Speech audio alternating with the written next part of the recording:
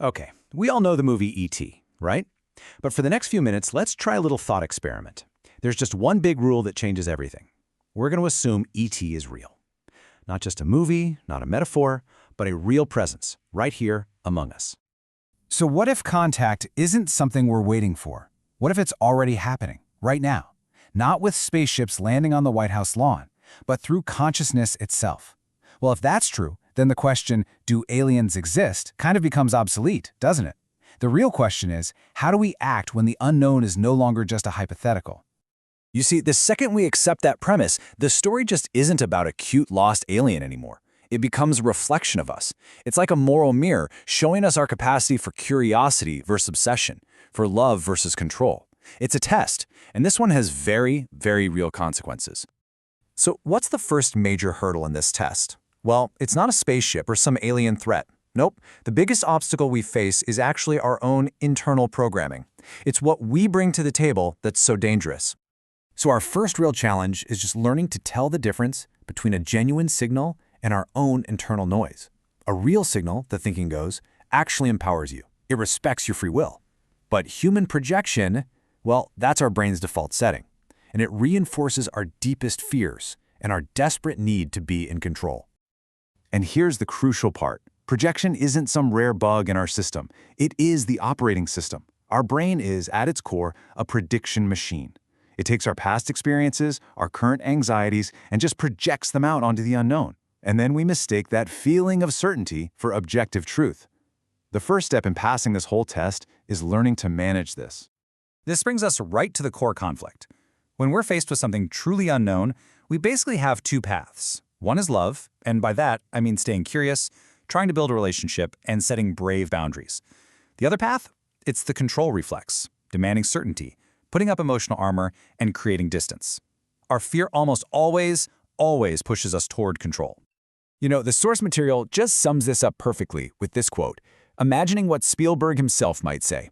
The villain wasn't the alien. The villain was what fear turned us into. Think about it. The true danger in the movie wasn't the visitor. It was how the adults, totally driven by fear, became rigid, procedural, and, ultimately, cruel.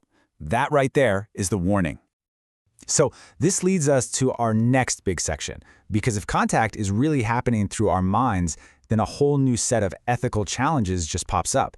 This isn't about physical space anymore, it's about inner space. And this is the central question, isn't it? I mean, forget spaceships for a second. If telepathy is on the table, even in a subtle way, our entire understanding of privacy, consent, and autonomy, it gets a massive, massive update.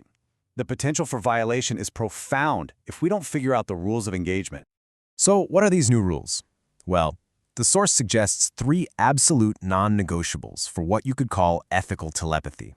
First, compassion. You have to learn to touch another's mind gently.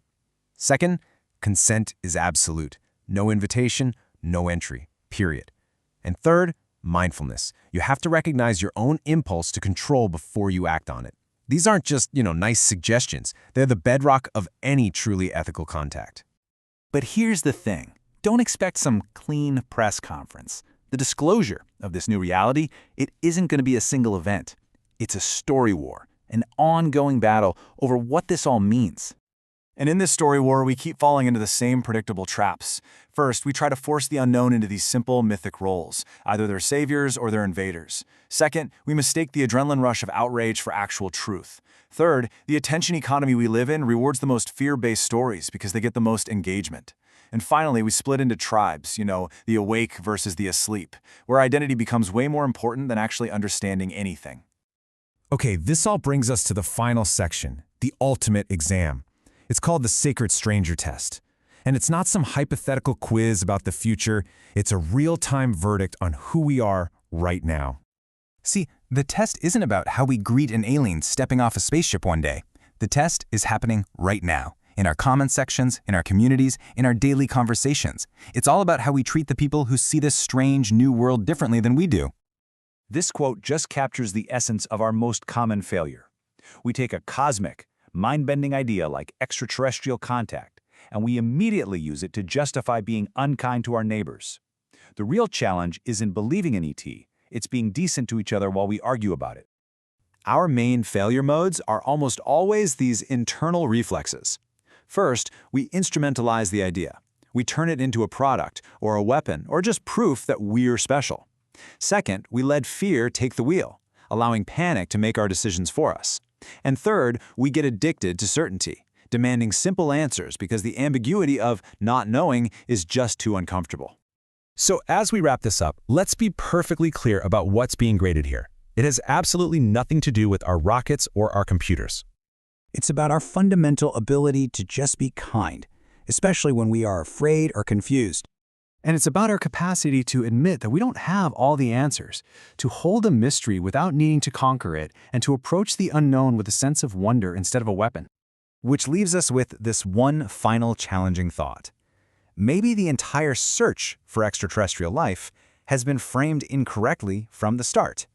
Maybe the universe isn't asking if we're alone. Maybe it's asking if we're ready, if we're decent enough to join the conversation. That's the real test.